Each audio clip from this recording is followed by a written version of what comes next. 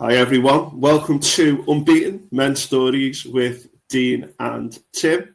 That's Dean over there, I'm Tim. And we got together recently and had a great chat. Dean's got a tremendous story and he's been through a lot.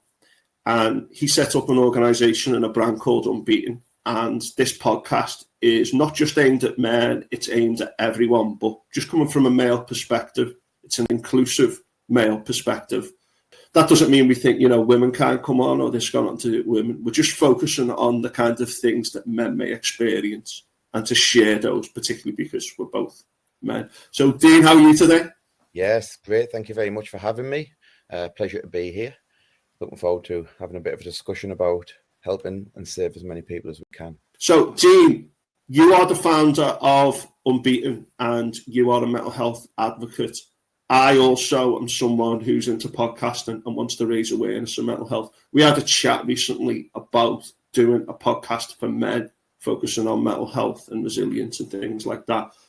But we were keen to say that it's not just for men, but we just want to give a perspective on kind of men's issues that may well be universal issues as well. And you are a great person. You're very easy to speak to. And when I spoke to you, I thought, you know what, Dean's got a lot to tell and a lot to share. He's got a great heart, etc. And we're going to share your story today because it's a very, very powerful story. So do you just want to maybe introduce yourself in a bit more detail and say where you're at the moment? Yeah, no problem. So like we say, my name's Dean Daniel. I'm now the founder of Unbeaten. I'm a mental health advocate and an ambassador for an amazing organisation called Tough to Talk.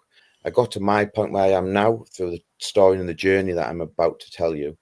You'll realise the reason why I'm here and my vision and my aims are now to save as many people from getting to the point that I got to, save as many lives along the way. And Tim was saying there is, especially us men, we don't open up much. And the stigma around mental health and suicide is so bad at the moment.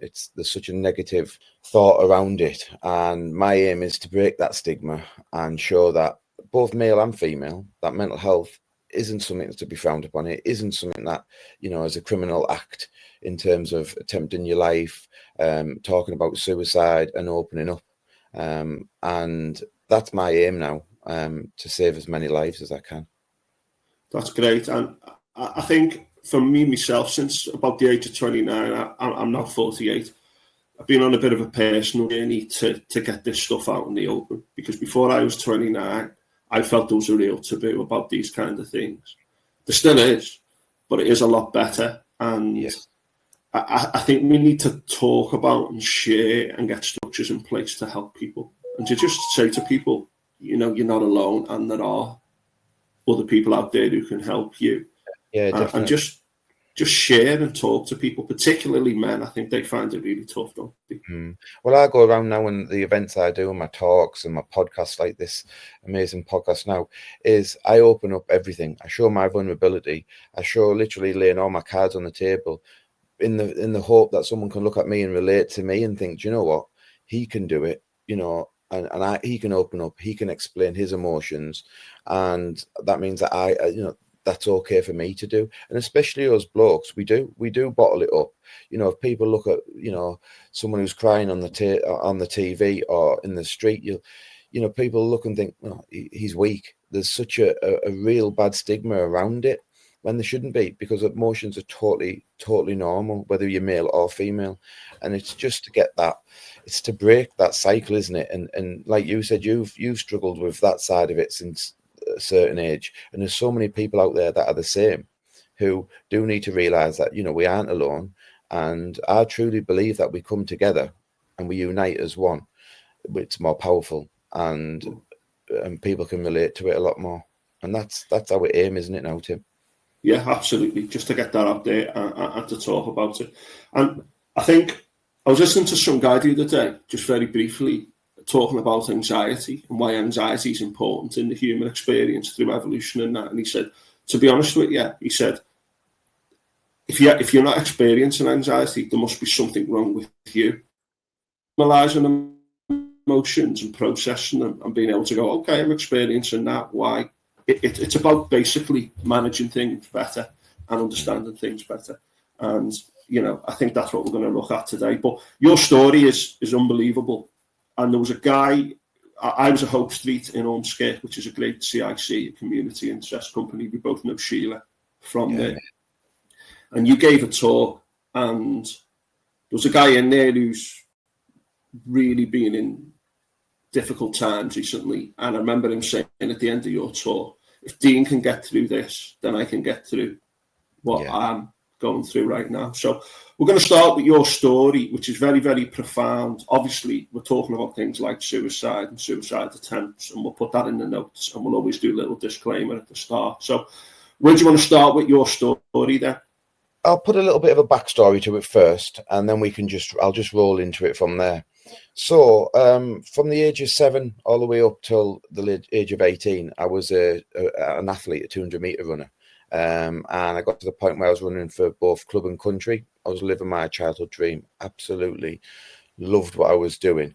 And unfortunately, on one evening on the way up to a training camp, I had a big 6-car pile-up. And unfortunately was told that I wouldn't run at the level that I wanted to be at. And for me, that was a massive knock, because I always wanted to be the best of the best. And the program I was on was aimed for athletes, aiming for the Olympics and to medal in future games. So for me to be told that, I wouldn't be able to hit that level, it was a nightmare. It just broke my heart. But I had to get my head around it and thought, you know what, we'll carry on. And if I can't make my dreams happen, then I want to help others. So I got into the coaching side and I got into the personal training side, and that went really well. I was really enjoying it. I thought, if I can make a difference to someone else's life and try and get them to the level that they want to get at, then amazing. It gives me a little bit of, a happier feeling inside. So that went on. I was loving what I was doing until one evening when my story took a drastic turn. I'd gone into the gym. I wasn't prepared. I should have known better as well.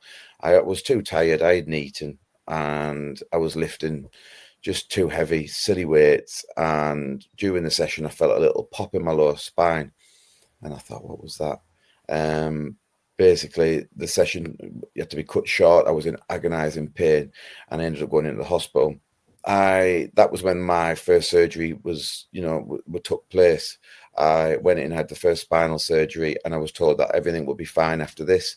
A little bit of a recovery period, but we'll get you back on your feet, and away you go. So, as you know, you listen to the professionals, and you carry on. This was in the start of 2018, and back end of 2018, I was still getting a lot of pain. The pain medications were increased. Mobility started to be restricted in terms of I was getting a sort of a weakness down my left-hand side, and that sort of led to minor falls to start with. So I would just be, for example, I was walking into our local supermarket, and I managed to get out the car, walk about literally 10 to 20 feet, and I just collapsed down to the floor. And I can look back and I can laugh now, but I remember she was a lovely lady. She must have been late 80s, 90s. Bear in mind, I was 6'3", 18.5 stone. She had to pick me up. She must have been 5 foot nothing, bless her. She had to pick me up from the Tesco car park and be like, "Are you okay, son?" And I thought, what happened there? Where's that come from? It literally just felt like someone had just hit me in the top of the leg, and I just dropped. Now, this carried on for about 4 to 5 months, and I'd obviously been back to the hospital. I'd had my reviews, and they just said, look, it's a case of recovering from a surgery. You will get there. You just got to plow through. The falls actually become a lot worse in 2019. And I was getting to the point where I just didn't understand it. I think my pain medication had gone up to about 20 to 25 tablets a day at this point. And I started losing, I would say, the quality of life, which was a huge shock, because I'd gone from this person who was really outgoing to someone who mobility issues were starting to cause significant change in my life. So this took me to the back end of 2019, and I've got to be really careful what I say as well, because this is actually in the legal arena at the moment. So there's certain things I can't go into too much detail about, but you'll see as much as I can. end of 2019, I was rushed back into hospital, and they'd said to me that they would look at something, a new surgery to do. But I had to go through psychological tests, physical tests to make sure that I was, able to have that surgery. Again, that took me into 2020. By the time the process had been complete, I look back now, and because of COVID hit and the pandemic was here, I would actually jump the queue to get this surgery because there was a lot more vulnerable people out there. So I was able to jump the queue and get my surgery done. So I got that surgery completed, and in the hope that that would be it. My life would then change and I could get back to being me, as such. This, I would say about 6 weeks, the pain was still there. And I think I'd say around about 4 to 5 weeks, it would give me a little bit of a relief, but nothing drastic, nothing major that I could really say, that was worth it now. I've had two surgeries, and I was still in I would say 7 to 8 worth of pain levels. So that took me into 2021. And but this point, I started to fall down the stairs, because the left side weakness returned. I would say in that year, I maybe had 4 to 5 serious falls, one being from top to bottom down the stairs. Rushed into resus, couldn't feel my legs from the hips downwards. Basically a nightmare. They increased my pain medication, and at this point now I just started to feel like a zombie. I was no longer myself.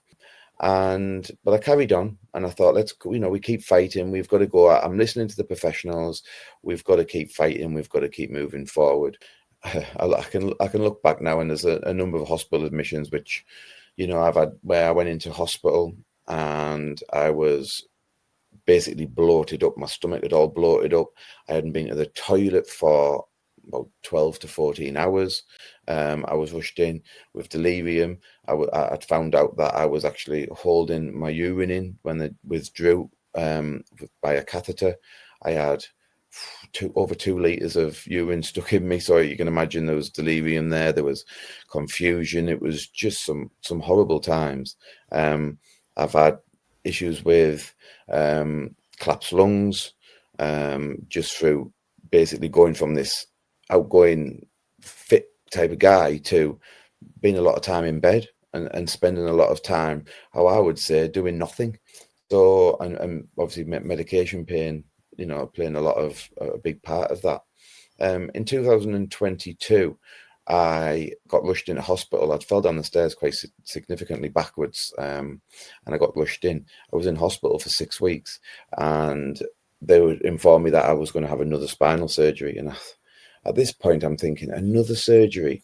But I was told again, don't worry, this will really solve it. This was a major surgery, to be fair.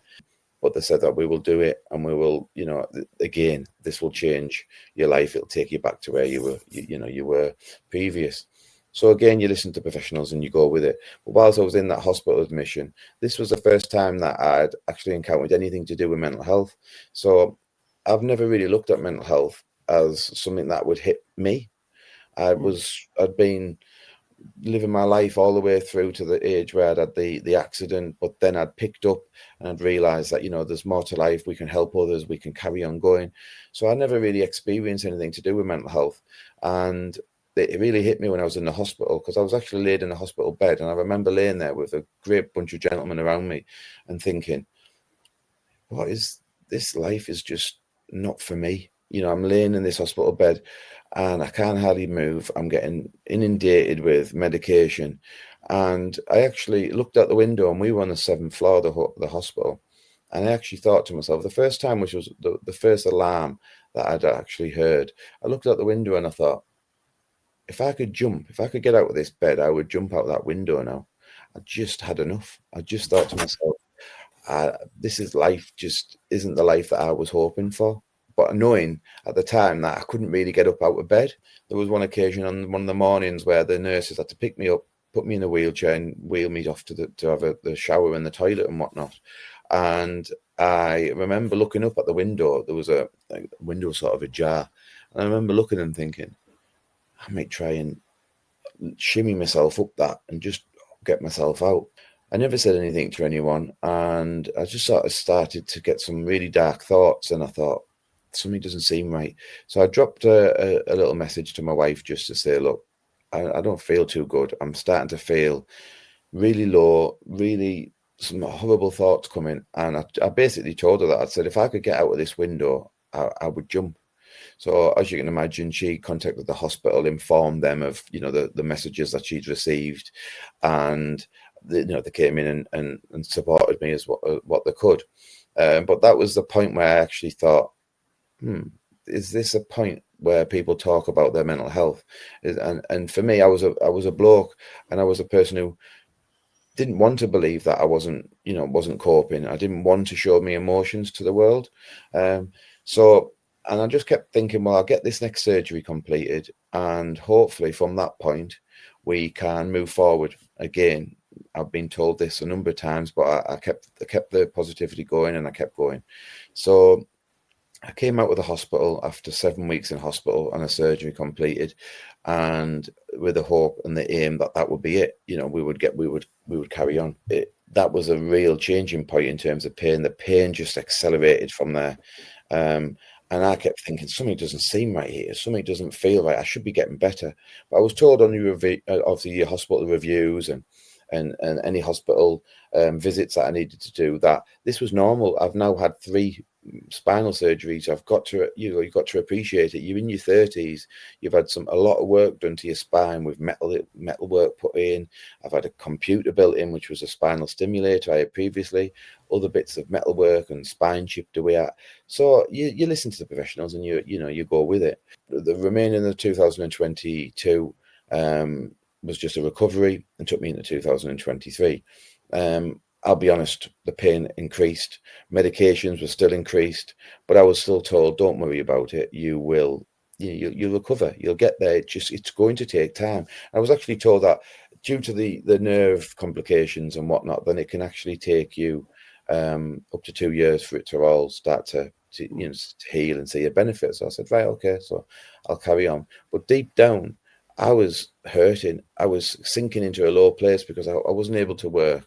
I wasn't able to provide. I wasn't able to be the husband and the father that I wanted to be, and that I've always grown up to think that I would be. I remember finding myself going into the bathroom and just crying, just shutting the door and just crying and thinking, why is this happening to me? It's just not right. I don't deserve this. But then I'd wash my face, come out the bathroom and act as if nothing's happened. I did a number of hospital admissions through pain and falls, and I just got to the point where back into 2023 I couldn't take it anymore, and I just thought, this life is supposed to have been changing for the better, and if anything, I'll be honest, it felt like it was going the opposite way. I remember one morning waking up and just thinking, I'm just done with this pain. I'm done waking up with these thoughts, these feelings. I've got to have medication to get me through my day. I remember going downstairs and just literally, luckily the dog wasn't in it, but I kicked the dog bed and I remember screaming out in anger. And as I did, my wife had come down the stairs and she caught me and she said, what's wrong? And I just burst out into tears and I just said, I can't be here anymore. I said, I've just got to the point where I've had enough. And she said, what do you mean? And we sat down and we spoke about it. And she tried to speak to me and say, let's get some help. Let's go to the doctors. And I said, I don't need help from anybody.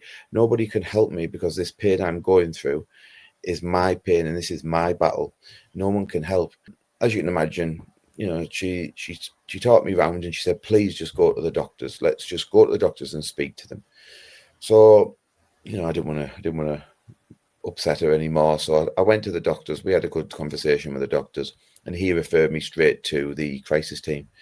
Now, the crisis team were amazing. To be honest, I've heard a lot of bad words about the crisis team in different areas and locations around the country. Where I was, it was amazing. They were at my door within 3 hours of the referral, and they were there for me for the first 3 weeks. It was every day. They were amazing. Let me just check, just people listening. Every local NHS area has got a crisis team for people with a mental health crisis, and you can phone them 24/7, can't you? Correct, They're yeah. always there. Referred by your GP. Yeah. Which is the route that I went to. Yeah. And you know, I went with it because they're the professionals, and I understood and I respected that they had a job to do. I didn't get it because I thought, how can someone come in to talk to me about how I'm feeling in my mind and my thoughts and my feelings? How can they help? And although I didn't understand that, I look back now and they were amazing, because sometimes you feel like you can't talk to your loved ones. So there was certain thoughts and feelings that were going through my head that although we're really close, our family, it's really hard to discuss these thoughts and feelings with them, because you're bringing them lower and you're bringing them into a more of a concerned way of looking at the situation. I had some amazing chats with them, and they were picking me up and they said, come on, you're working on your pain. There's a light at the end of the tunnel as such, where this pain may just subside once your recovery period's over. So I tried to pick myself up and think, they're right. Maybe I have to give this a good go. I've got an amazing family around me. I'm not done. This life isn't over for me just yet. But deep down, I was hurting so bad, but I wanted to fight and make sure that I give it a good go. So a few months went by and the pain was still increasing, and I just couldn't explain the pain to you. It was, at this point, I was on 36 tablets a day. I was having medication such as oxycodone, tapentadol, pregabalin, diazepam. They'd put me on an antidepressant. I was on your naproxens. It was just such high levels of medication, which were also becoming, which I didn't realize, but addicted. And I never thought that I would get addicted to something, but it was the way the body was requiring these medications. We got to a few months later, and this was in the February, and I ended up having a really, really bad morning where I woke up and I thought, oh, this pain is so high, I don't understand it. And within a few hours, I'd collapsed on the kitchen floor downstairs, just was stood there, and obviously I was unaware of what happened next. But my wife had to find me. She came running in. I was unresponsive. There was no pulse, shallow breathing, and I was unresponsive. She then obviously had to call the ambulance. Paramedics informed her that she had to go and get a defib. So my son, who was 18 at the time, had to run around, grab a defib. She had to perform CPR. I woke up, as you can imagine, some random bloke giving me CPR. Now, I found out since then he was a first aid responder. So when I'm not sure if it's the same in all areas throughout the country, but where there's a defib situated, there's always a first aid responder at a certain distance away from that, who, once that's been called for, then they get a text or a prompt that something's happening. So he came round, I came round, brought me back round, and then the paramedics were there. They took me into hospital, and whilst I was in hospital, as I was going in through the doors, it happened again. They rushed me into resus, and they had to bring me back again. They'd said to me, you were going to send me for some tests, some blood stuff, some stuff for my heart, lungs, etc. They came back to me and said that they believe that I had something called vasovagal syncope, which is basically your body's is in that much pain and that much trauma that it switches off before anything else can happen, cardiac arrests, etc. So then I started to think, so if that's the case, then something is not quite right here, because why is my body in this much pain? I've been telling everyone that I'm in this much pain, and people have been telling me that you're not. It's maybe just a recovery phase. And then I had to just basically deal with that of I'll crack on and I'll keep going, day by day, to see if there's there's an end to this. These collapses went from 1 to 2 times a day to sometimes up to 4 times a day, every day. Some weeks were maybe 6 or 7 times, but other times, as you can imagine, it was high end of 15, 16 times a week. And I was getting to a point where I was actually causing damage to myself. in different locations, in different places of my body as well, because I was falling onto my face, I was falling onto my wrists, I was just dropping back. It was I didn't know what was happening. I didn't know when it was going to happen, but it was happening. I started to then spiral a little bit from that point and think, why now? Why is this now happening to me? You know, I've got through all of this that I'm still battling through, and now you're putting this on me. And I started to become quite reserved. I didn't want to go out because it was getting embarrassing.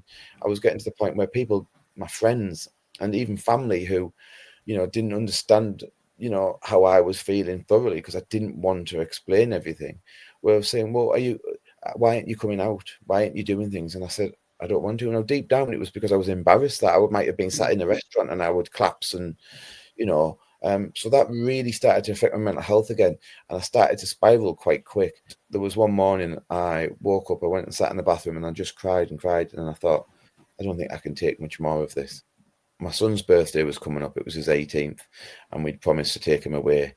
And not many people know this, but I actually sat there and I thought, this will be my last holiday with him. I'm going to make sure that he has the best birthday, and then I'm going to be checking out. Because I can't live like this. I can't let my family see me like this. In my head, I was the biggest burden. They were watching me go through both physical and mental situations, which I hated. So I didn't want them to be experiencing this anymore. So for me, it was the best outcome for me was to not be here, for them to not go through any more of this trauma with me. So we flew out on the Friday, and we only went for 4 nights, just a short break for him for his 18th. And the second day, I collapsed around the pool. And I look back now and I can laugh, because I probably look like this drunken Brit that everyone looks at and goes, he's had too many beers watching the football or whatever. But it was actually, unbeknown to everyone else, it was, you know, it was a known issue. But again, it was embarrassing for me, because I'd opened myself up to, you know, made myself a little bit vulnerable and going on this holiday in a foreign country, but I wanted to do it for my son.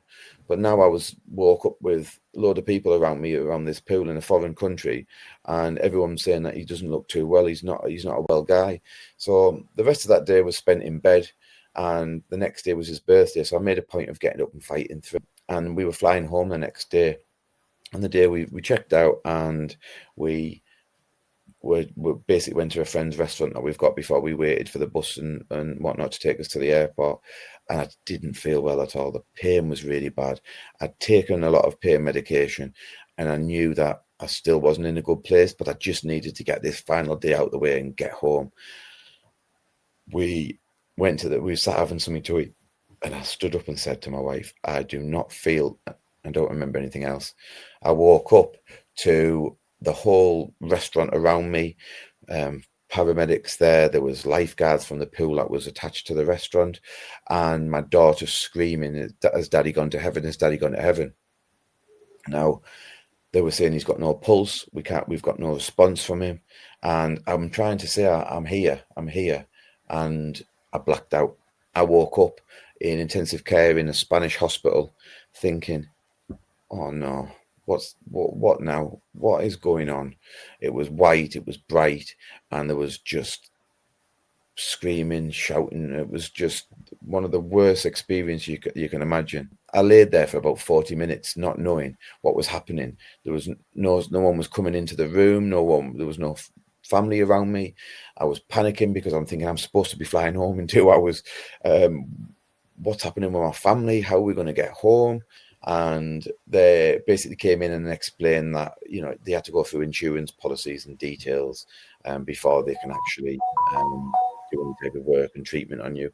So anyway, they came in, they sent me through just for some scans, and they basically informed me that they were going to give me the results, but I was going to go to the ward. So then now I'm panicking, thinking, well, what's happening to my family? How are they getting home? Am I going to stay here?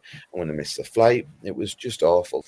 A couple of hours later, they came in, and it was a surgeon, a consultant, and an interpreter who come in, and they basically give me the news that I needed to go for emergency surgery. I said, excuse me, I'm not going for emergency surgery in a foreign hospital. And they went, look, we need to go in. I said, what do you mean? They went, and I've got to be really careful how I word this here for legal reasons, but they basically had said that I needed to go for surgery because there's previous surgeries that have been completed that have been done incorrectly, and it's causing further damage. Now that's how I'll have to leave it for this talk. I knew it, and the emotions that came over me were anger, there were frustration. My head was spinning with all these thoughts and feelings to say, I knew I was right. I've been told all along that there's nothing wrong. It's in your head. The pain's not there. You just got to carry on. But deep down, I knew there was an issue. So that sort of sent me spiraling a little bit, to be honest, because now I'm laying in this Spanish hospital thinking, oh my, I've got to have a surgery over here, because if I don't, there's a risk of everything from below the waist deteriorating. And I'm thinking, oh no.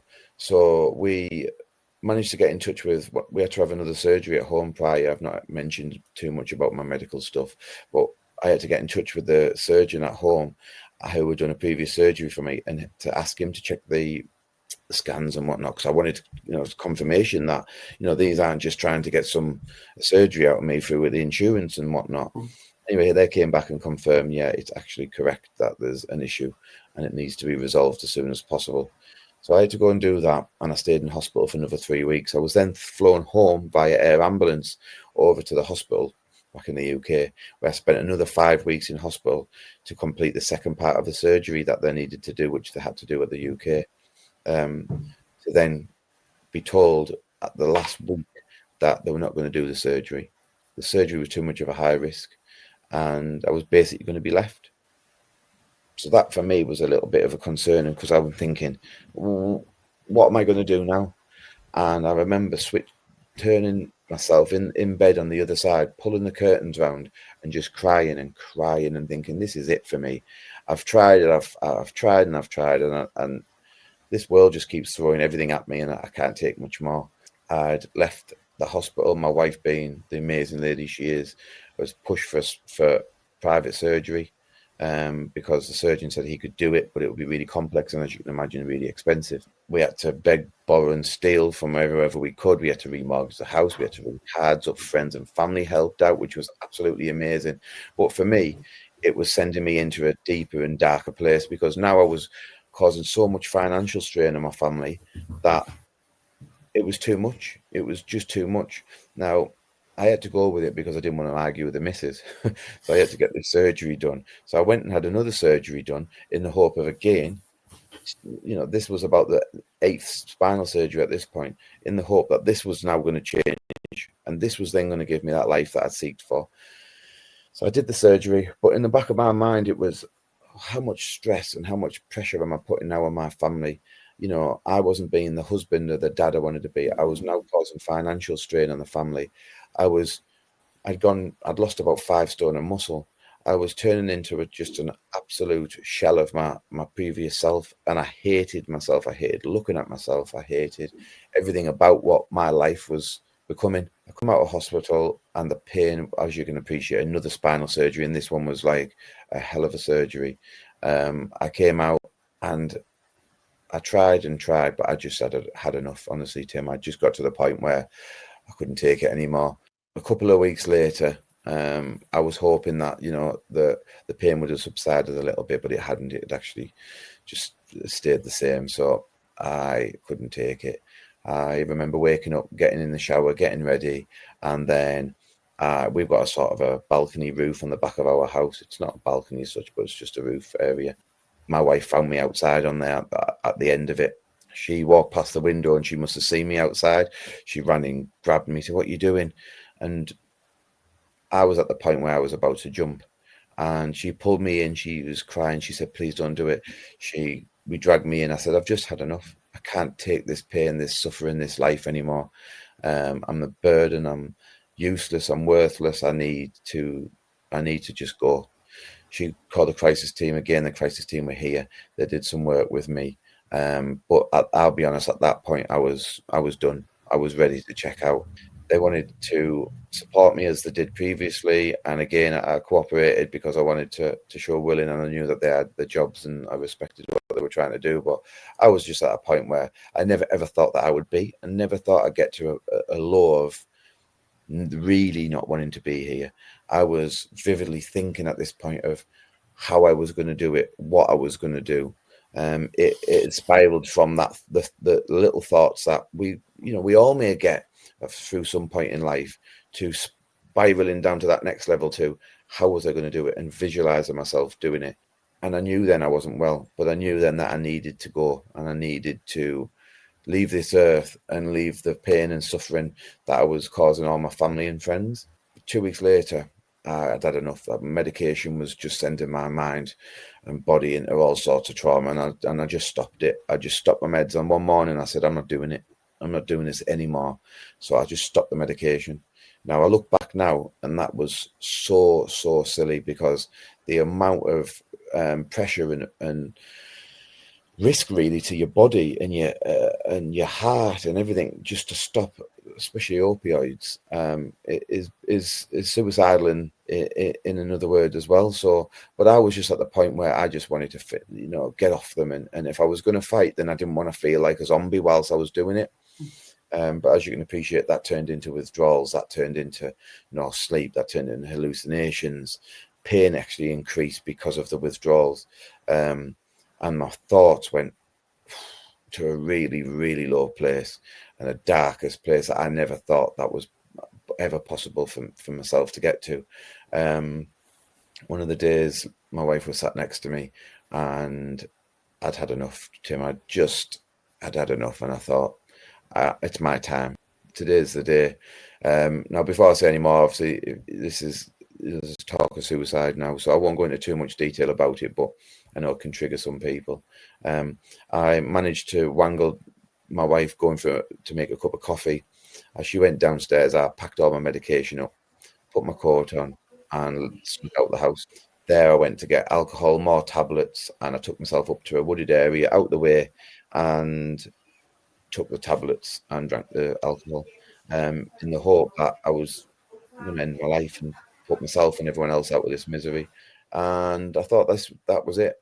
I was checking out. The world was a better place without me. I needed to do this. Now, unbeknown to me, there was endless amounts of people looking for me. Hundreds of people, I've been told. The phone was going crazy with text messages, phone calls. The police were everywhere looking for me. And at that point, I thought I was more of a burden, and nobody, the whole world would be better off without me. But when I look back now, I think the amount of people that actually did care and actually did want to make sure that I was here it's overwhelming. But I was found by a couple, and they informed the police. The police obviously informed my family, and they found me and they rushed me into hospital. I was laid in a hospital bed to get the treatments, the reversal treatments and whatnot done. I look back now and I was lucky. I'd taken a lot of medication, I'd taken a lot of alcohol. But I remember the crisis team coming in from the hospital and saying, we needed to have a conversation with you. Do you realize what you've done? Do you understand? I said, yeah. I said, do you regret it? I said, I don't regret it. I said, the one thing I do regret is that I didn't do it properly. And I knew I wasn't well. My family must have knew I really wasn't well, and I was ready to not be here. We had to come to an agreement that they wanted to section me, but because of my pain and because of the situation that was going on with myself, they made an agreement with myself and my wife that I would come back onto all the medication, because that wouldn't have helped my thoughts, and we would stay at home, but basically the house would turn into a secure unit, Fort Knox, basically. So I agreed, went home, but I wasn't happy because nothing had changed. And if anything, then I was feeling to myself, I was just have to carry on for the sake of carrying on. But I did, and we carried on going. But by this point, my wife had lost a job through having to look after me. It was just getting too much. Everything was just getting too much, and I couldn't see a way out. And people say you go into this dark hole, but it is a dark hole, but you seem to just sink deeper and deeper in. And when you try and fight out, it feels like the littlest of things that come in and occur in your life send you that deeper and deeper into this hole. And it's a horrible and lonely place to be in. But I carried on going, and there was an incident with medications, with a mess up by the doctors and whatnot because of the overdose. And I was in a lot of pain with spasms.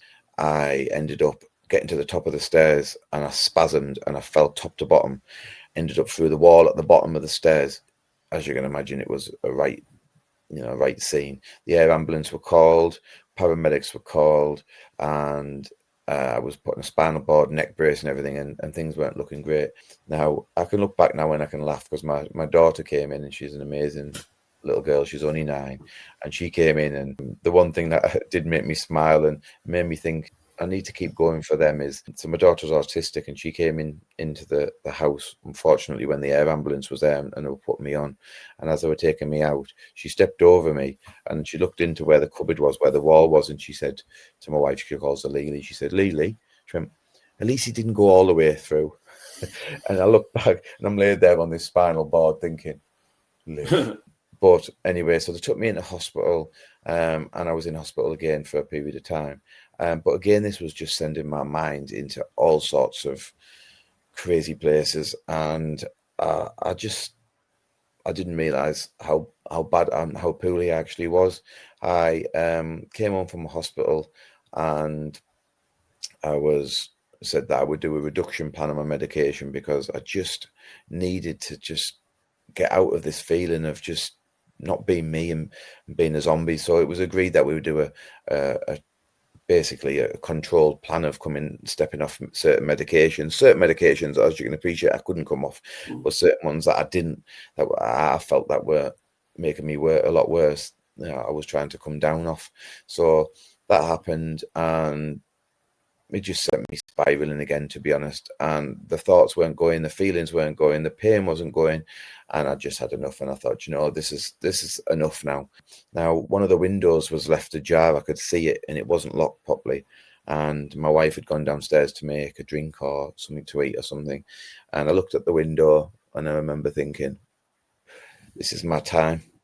And I stood up, got onto the ledge, opened the window, and jumped out backwards, in the hope that would end all this suffering. I laid there. I woke, obviously, as you can imagine, I woke up. As I came around, I opened my eyes, and this was the changing point, and the reason why I founded Unbeaten was I woke up, and I couldn't move anything but my eyes, and I was looking around, and everyone was there, all the police were there, ambulances, air ambulance. My wife was screaming, my family was screaming around me, the neighbours were all out crying. It was just an awful scene. And I looked up and I thought, look at the devastation, look at the destruction I'm causing here to my loved ones. I couldn't believe the pain that I was actually causing. And I laid there and I said, I need to fight, I need to change, I need to keep going. And then I blacked out. I woke up in hospital, and I remember my mum coming over, and we were such a close-knit family, and my mum was absolutely heartbroken, and she came in, she gave me a big cuddle, and I remember saying, Dean, there's a reason why you're still here. There's got to be a reason why you're still here, because there's not many people. I fell down the stairs 7, 8 times. I've had 9 spinal surgeries. I've had 2 attempts on my life. I've had vasovagals every day for however long. Medications push me to the limit. There's so many reasons why I've got to be here, and there's so many issues that you've gone through, and there's a reason why. And I said, I know. And I remember thinking, I know. I got home from hospital, and I laid in bed, and I was in agony, and I laid there, and I said to Leanne, I said, I need to fight, I need to go here, I need to do this. And she said, as I was getting into a little bit of a, more of a, not a normal state, but like a state that I wanted to fight, she said to me, can I show you something? And I said, what's that? And she said, we've got CCTV up at the house. And she said, I've got a recording of you on that evening. I said, right. She said the paramedics needed to see it. So in terms of which way I've fallen for injuries and whatnot. And she said, do you want to see it? And I said, yes. And I looked at it, and I just burst out crying. I thought, oh, God, I can't believe that was me, And at that point, I looked at my wife and I said, you know what? This stops now. I'm going to make sure that nobody gets to the point that I've got to. I want to make sure that I can save as many lives as I can. And that's when I said, you know what? I'm going to found Unbeaten. So from that evening, I've made sure I come off my pain medications as much as I could. I fought the withdrawals. I fought the feelings of not want to be here, because we're still going to have blips. We're still going to have these times where mental health doesn't just switch off. People think, oh, if you've got mental health, it can just, 1 minute it's here, the next minute it's not. It doesn't. We battle in all different ways. I'm still continually to battle the pain now. There's still I've had, only 3 weeks ago I had another fall down the stairs. I had another vasovagal. My wife has had to do 2 CPRs on me again. But now I've challenged, basically put everything, all these experiences that I've had, into a point where, do you know what, I'm going to make sure that I can help and support as many people as I can. Now, I know we can never eradicate mental health and suicide. We're never going to do that, but we can give it a really good go. And if I can help, I used to say, if I can help one person and save one life, then I've done my job. And through my talks and my events I go around, I've met some amazing people who I have actually come up to me and said, you know what, you can do it, then I can do it. But there's so many people, no matter where you are, from what country you're in, is affected by mental health, is affected by suicide, and you don't realize that when you get to that point, that it's not just you who's affected, it's the whole network around you, your family, your friends, and everyone who else has to deal with the situation if unfortunately they have to come and find you. So there's so much that, and I've said I'm gonna fight for everything I've got to break that stigma around mental health, break the stigma around suicide, and really make a difference. And I open myself up like I have today. There's a lot of that we haven't discussed. We don't have the time. I'll be here for hours, but my aim now is just to help, and just to make sure that, there's people out there that, like we were saying, especially us blokes, who we don't realize how it can hit you, how fast it can spiral, and how sometimes showing our emotions and sometimes talking to someone about how you're feeling and your thoughts, how much it can actually help and save lives. I live in Teesside, Middlesbrough, in the northeast of England, and we've got one of the highest rates of suicide in the whole of the UK. And that needs to stop. It needs to. People need to be made aware that there is other people out there that are struggling. You're not alone. It's not, because I thought, why do I feel like this? Like, I don't understand it. And we need to make sure that there's other people out there that can relate to that. And listen, I'm no one special. I'm just a guy from Teesside who I always say has been through some really bad cards. But you know what? I want people to relate to me and look at me and go, do you know what? If he can do it, then so can I, because I've not lived a special life where I've lived a life where, unfortunately, I've had some, a rough 8 years, 9 years, but if I can do it, then so can they. And that's my aim now. It's not to, we're never going to eradicate certain things, but we can give it a good go and save as many people as we can along the way. That's brilliant. And obviously I've heard this before. You're from Middlesbrough. You did a talk for free at a mental health group in Ormskirk, which is, I don't know, a couple of 100 miles away, and shared your story. And that moment when you said, right, it changes, now I'm going to help people. You're travelling around, you're doing a lot of public talks, you've been involved in a lot of speeches, you emphasise the importance of people talking, you've set up your organisation, Unbeaten, which is a brand and an organisation as well. You're giving your time here today to produce this podcast. And in February 2007, I had physical pain because of a genetic condition. And one thing that I think both of us can relate to is how physical health and mental health are a double helix, the two sides of the same coin. And how one can trigger the other and vice versa. But in February 2007, I was physically ill, but I considered myself completely mentally fine. And in March 2007, I was on the floor. And I've never attempted suicide today. But I remember from March to July 2007, I remember waking up in the morning thinking, I didn't believe that the mind could feel this bad. Yeah. And I remember when I was in hospital in 2007, physically thinking, I can't believe the body can take this. And your body literally stopped because of the pain.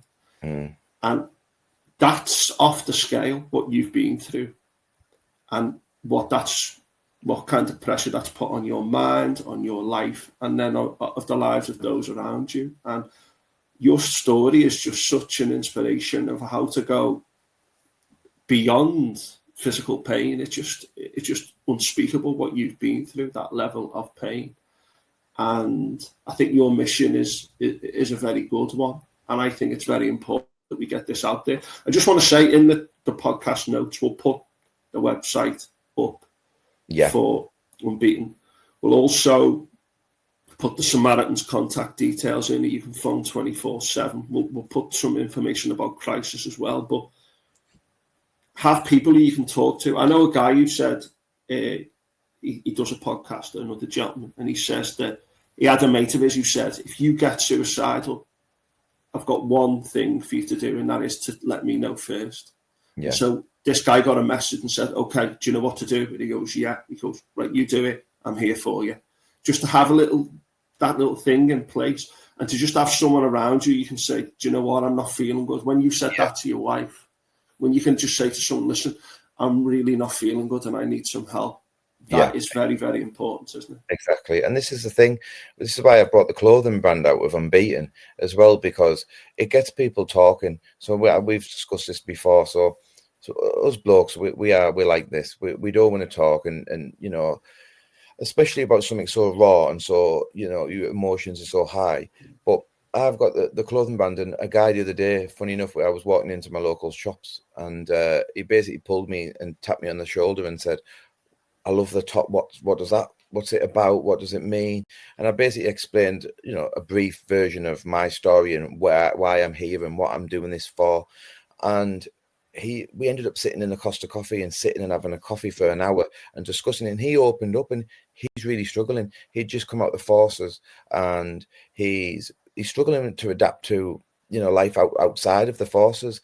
And he really opened up to me, and that's what this is about.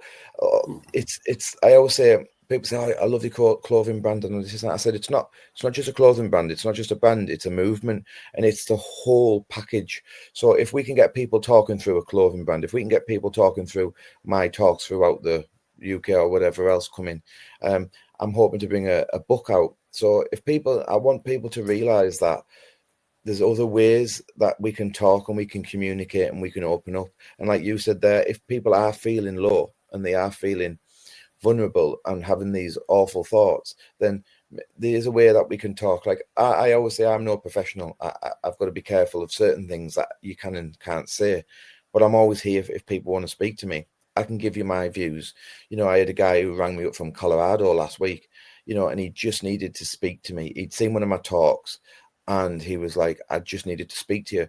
And I managed to talk to him. Now, he's only messaged me yesterday or Sunday, what we are now. Yeah, Sunday. He messaged me on Monday, a couple of days ago, and was like, he's feeling a lot more positive. He's feeling a lot better. You know, sometimes it's just nice to just reach out to someone. He may have just needed that time just to speak to someone away from his family. He didn't want to go down a certain route. So he's approached someone who's a complete stranger who he's just watched doing a talk, and it's helped him. So, and what you were saying there about your friend, or, you know, if someone can just message a friend or message a loved one just to say, like I did, Len, I'm not feeling well, or, you know, I'm struggling now, then we can work on that, and people can support it. And whether it's people like myself or whether it is the professionals, there is ways and means of progressing and getting through. That's important. Someone the other day, a writer who I know, said in one of the things that she'd been in a bad place, and I know I saw a message and said, you okay? She said, yeah, I've just got some things which you need to work to. And I said to her, do you know what to do if it gets really bad? And she went, yeah. She goes, you know something about this, don't you? Because she said a lot of people don't know what to say, and in many ways people don't need to know what to say. They just, when you're kind to someone or you're there for someone, it really helps people.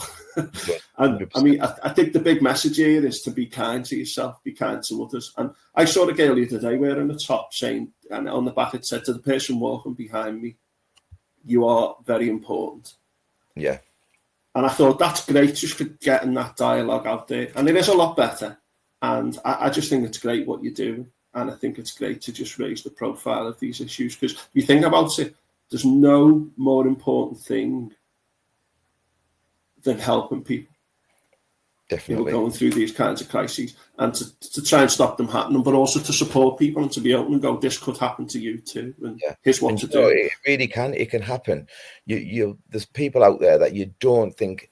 I never thought this would ever happen to me. I really didn't. I used to look at people in the past and think, how does that happen to them? It's I don't get it until it happens to you. It hits you real hard, and people will never understand it. So I always say this: no matter my journey is my journey, your journey is your journey. Someone down the road, their journey. There might be so many people can be affected by mental health, whether it's physical or something else going on within their lives. But it all ends in one place, and this is that dark, awful, lonely place that we need to stop people from getting, because as soon as you the first step is it's there, then it gets you to that point, and then you start to spiral real quick, and you can get to the place that I got to before. Mine was space of 4 months. I'd gone from the thoughts, the serious thoughts, to the planning on doing it, to then actually going and preparing myself and then going through with it. And it can happen so fast, and that is what we need to make people aware of, that even if you start to get those thoughts and those feelings that to start with, reach out and just speak to someone, or get your thoughts and feelings out there, because it will soon spiral real quick if you don't. And that is when people become, we lose so many people along the way, which is heartbreaking. And I should have been another statistic, and I'm so glad that I'm not now, and I'm so glad that I'm still here for my family and my friends, and to speak to yourself and to spread the awareness and help as many people as I can.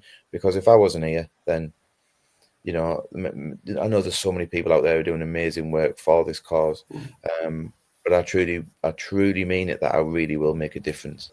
I think one thing as well for people is, a lot of experts and people say that thinking about it is one thing, but when you start planning to do it, that's when you need to seek help.